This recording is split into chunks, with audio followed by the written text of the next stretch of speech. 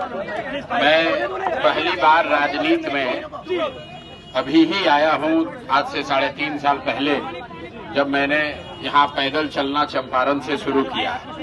और उसका एक ही उद्देश्य रहा है कि बिहार में व्यवस्था के परिवर्तन के लिए जो यहाँ पर सबसे पहला काम है कि लोगों का राजनीतिक बंधुआ मजदूरी खत्म किया जाए।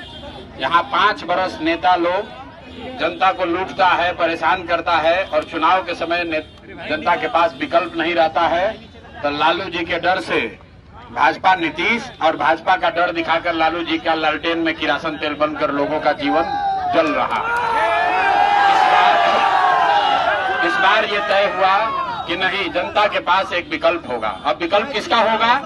प्रशांत किशोर का नहीं, किसी एक व्यक्ति का नहीं, किसी एक जाति धर्म का नहीं, पूरे बिहार के उन लोगों का जो बिहार में अपने बच्चों के लिए पढ़ाई चाहते हैं, अपने बच्चों के साथ इंसाफ करना चाहते हैं, पलायन बंद करना चाहते हैं। तो 1 करोड़ लोगों ने 2.5 बरस में, जब मैं पैदल चला, 1 करोड़ लोगों ने मिलकर जो दल बनाया उसका नाम है जन सुराज। और इसका चुनाव चिन्ह है स्कूल का बस्ता। ये लालू नीतीश के 35 साल के राज ने पूरे बिहार को मजदूर का फैक्ट्री बना दिया। आपके बच्चों के पीठ पर बोरा बांध दिया। तो अगर वो पीठ के बोरा को हटाना है तो उसका एक ही रास्ता है, वो है पढ़ाई। इस्लाम के मानने वाले लोग, उनको मालूम है कुरान का पहला शब्द क्या है? इकरा। इकरा मतलब पढ़ो। और आपके बच्चों के पढ़ाई का कोई बात नहीं कर रहा है। वही हाल हिंदुओं का है। तो मेरे भाई, जन सुराज इसलिए बना है कि आप अपने बच्चों को पढ़ाओ, अपने बच्चों के साथ इंसाफ करो। अभी जो मैंने बताया भाषण में, भाजपा से मत डरो। दूसरा दल वाला आएगा, कहेगा भाजपा से डरो, हमको वोट दे दो, हमारे लालटेन में किरासन तेल बन जाओ। जन सुराज ये कह रहा है, सारे इस्लाम को मानने वाले मुसलमान भाई, अल्लाह से डरिए और हक के साथ खड़े होइए, अपने बच्चों के साथ खड़े हो जाइए, तभी आपके बच्चों का फायदा होगा, आपके यहाँ बेरोजगारी खत्म होगी। और अभी सारे समाज ने, सबने मिलकर लब्बैक कहा है। और यहाँ जो कि हाट की धरती से ये शुरुआत हुई है, अगले 15 दिन में पूरे बिहार में आप ये परिवर्तन का, बदलाव का लहर देखेंगे। 14 तारीख को एक नई व्यवस्था बनेगी जिसका नाम है जन सुराज। और जब ये व्यवस्था बनेगा तो और कुछ काम हो या न हो, पहला काम क्या होगा? आपके घर के जो बच्चे बाहर गए हैं मजदूरी करने, जो 10-12 हजार रुपया के लिए बॉम्बे में, दिल्ली में जाकर दोजख का जिंदगी जी रहा है, अपना पेट काटता है कि 5-6 हजार घर पर भेजेंगे तो हमारा बाल बच्चा खाएगा।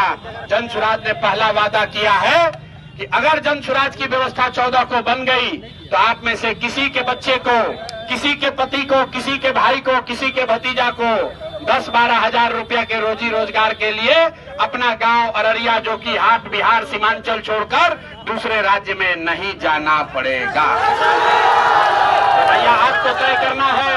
अगर आप अपने बच्चों को, आपको राजनीतिक बंधुआ मजदूरी को जन सुराज ने खत्म कर दिया, आपके सामने विकल्प आ गया। अब आपको लालू के डर से मोदी और मोदी के डर से लालू को वोट नहीं देना है। लेकिन राजनीतिक जो आजादी मिली है, इसका फायदा तब होगा, आर्थिक आजादी तब मिलेगी जब 11 तारीख को आप बस्ता छाप पर वोट देकर सरफराज भाई को यहाँ से जिताकर सदन में भेजिए। सरफराज भाई को जिताकर भेजिए ताकि इस बदलाव के अभियान में, जो कि हाट का एक बड़ा योगदान हो, एक साथी सिर्फ जो कि हाट का नहीं पूरे सीमांचल का नेतृत्व करे, जैसे इनके वालिद साहब, जैसे इनके वालिद पूरे सीमांचल का नेतृत्व करते थे, वैसे सरफराज भाई भी पूरे सीमांचल में मुसलमानों की आवाज बने, उनका नेतृत्व करें। इसीलिए ये अभियान में क्या हिस्सा बने हैं। तेजस्वी यादव भी आपकी बातों को दोहरा रहे हैं, प्रवासी मजदूरों को। मेरे भाई, यहाँ पर जितने लोग हैं, लालटेन को वोट देते देते उनका आंख थक गया। 30 बरस 35 बरस से तेजस्वी यादव यहाँ आए थे, क्या बोले? हम भाजपा को हरा देंगे, हम मोदी को हरा देंगे। मेरे भाई, बंगाल में मोदी को कौन पटका? यही प्रशांत किशोर पटके थे। आप बताइए, जब CA-NRC हुआ तो बंगाल में भाजपा वाला लोग कहता हम 200 सीट जीतेंगे, तो दीदी को कौन साथ कंधा लगाकर भाजपा को हराया? यही प्रशांत किशोर थे।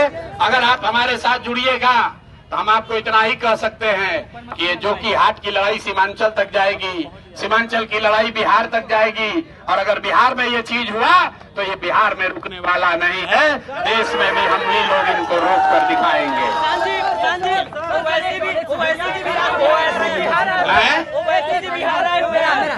भाई ओवैसी जी पर हमने पहले कह दिया, ओवैसी जी हमारे मित्र हैं, ओवैसी जी को हैदराबाद देखना चाहिए, और सीमांचल जो है वो सरफराज भाई जैसे नेताओं पर, सीमांचल के बच्चों पर छोड़ देना चाहिए। ओवैसी साहब जो कह रहे हैं वो मुसलमानों के हक की बात नहीं है। ओवैसी साहब ये कह रहे हैं कि सारा मुसलमान इकट्ठा हो जाइए, हम लोग लड़ेंगे, अपने हक की बात करेंगे। मेरे भाई यही चीज तो भाजपा भी चाहती है कि सारा मुसलमान इकट्ठा हो जाए, हिंदू के खिलाफ हो जाए। इसलिए जनसुराज ने रास्ता बताया, मैंने अभी सबको सिखाया। आज भी इस देश में आधे हिंदू भाजपा को वोट नहीं देते हैं।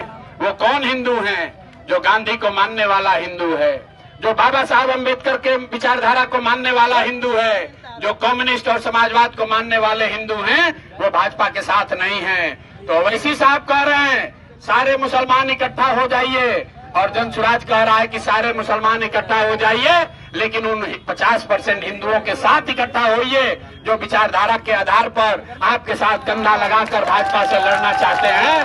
तय आपको करना है।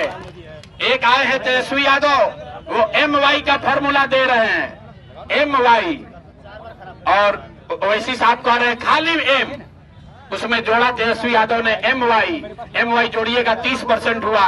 लेकिन जो जनसुराज का फॉर्मूला है, इसमें 4 विचारधारा के मानने वाले हिंदुओं के साथ अगर मुसलमान जुड़ जाए तो हम लोग 60% होंगे, भाजपा वाले 40 होंगे। इसी से उनको हराया जा सकता है, इसी फॉर्मूले से आगे लड़ाई लड़ी जा सकती है।